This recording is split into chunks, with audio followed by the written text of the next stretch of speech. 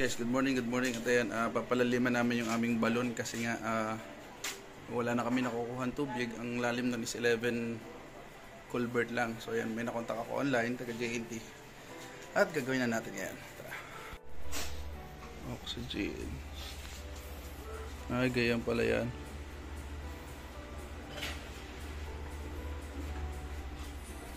May amoy na yan ay.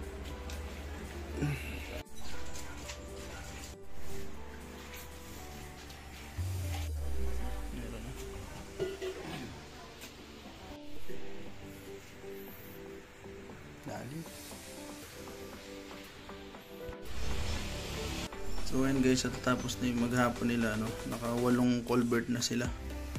Ayan, lupa, ano. So maganda naman kasi basa na talaga. So nung una 11 culvert lang pinagawa namin. Hindi ako nakinig kasi dapat talaga pag magpapagawa kayo ng balon or hukay para sa tubig ay dry season, mga April, May, ganyan. Ngayon is March 30 na ngayon. Talagang tag-init, mag-April na.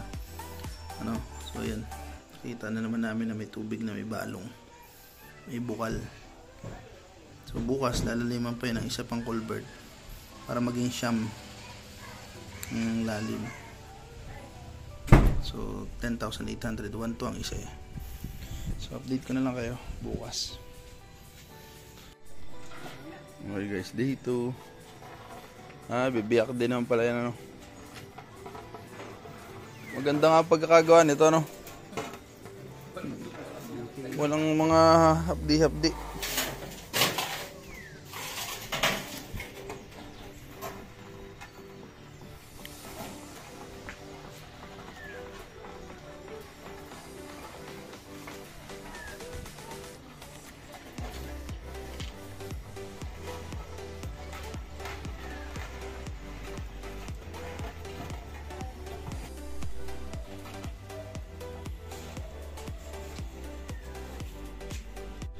Okay guys, ito na pang-apat na to.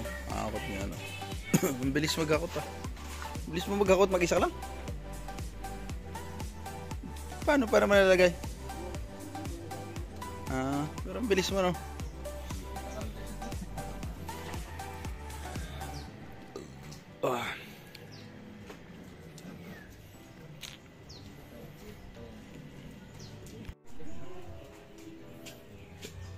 Dalawa, tatlo, triangle. Pwede yan, Hatiin pala yan.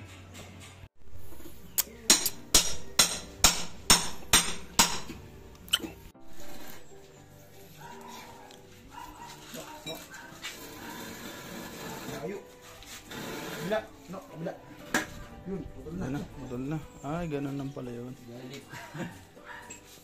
Hindi ka naman babagsakan na .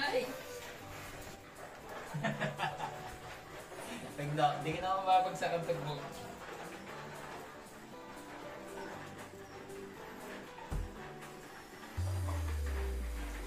Napati.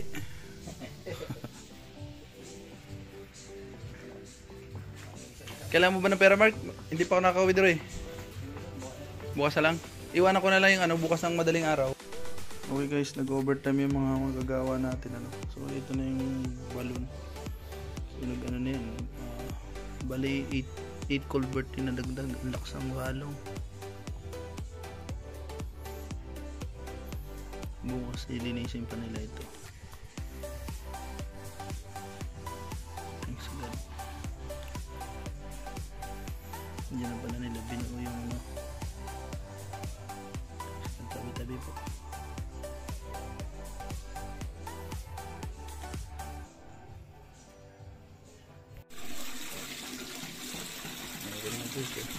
Hindi na naman kaya mawawalan yan. Kasi dati natuyo talaga So, okay na tayo kayo, Pasensya ka na, sakto lang yan. Taghirap kami.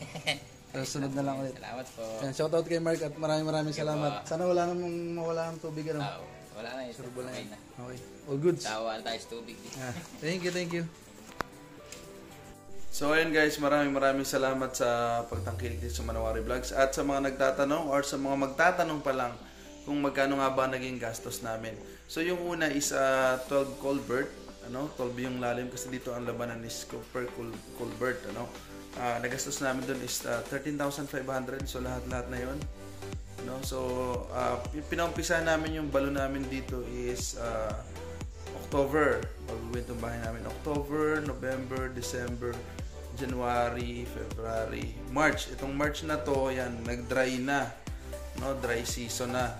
So ngayon pa mag-April, mas lalo pang kumukunting tubig. So na-determine namin na talagang mababaw pala talaga yon. At itong mga kapitbahay namin nasa 20 culvert lang din ang lalim. At yung dalawa talaga yung standard. Kaya nag-decide kami na palaliman yung aming balon dito. Kasi talagang wala na nakukuha ako. Umigib na lang ako dun sa kung saan dyan. Iniipon-ipon ko rito. So yung, yan, nagpadagdag kami ngayon ng 8 culvert. Para doon sa lalim, para maging total na niya is 20 culvert. Yan, so far okay naman, maganda naman yung tubig, dire-diretso. Unlike before na nung sa 12 culvert, mababaw lang, mabaho yung amoy, tapos para may putik, iba yung amoy talaga niya, as in hindi mo kahit nga pang toothbrush mo hindi maganda, kahit panghugas ng bigas, ng mga kung ano pa, hindi maganda. At ayun, so sana nakatulong sa inyo to. At yung naging gastos namin dito sa pangalawa, nasa 10,000. So total, all in all, sa 23,000 na yung nagastos namin. Pagpapagawa ng hukay pa lang yun, yung balon, source pa lang tubig, kasama ng culvert. Bukod pa yung poso, yung tubo, o kung ano pa man. So yun, sana may natutunan kayo dito sa video ko. Kung may tanong kayo, comment down below lang. At basta kayo ng oras ko, sasagutin natin. At comment down below na kayo kung ano gusto niyo pang malaman, or kung gusto niyo kung ano pa yung gusto niyo i-vlog. So that's it for today's video, guys, and I love you all.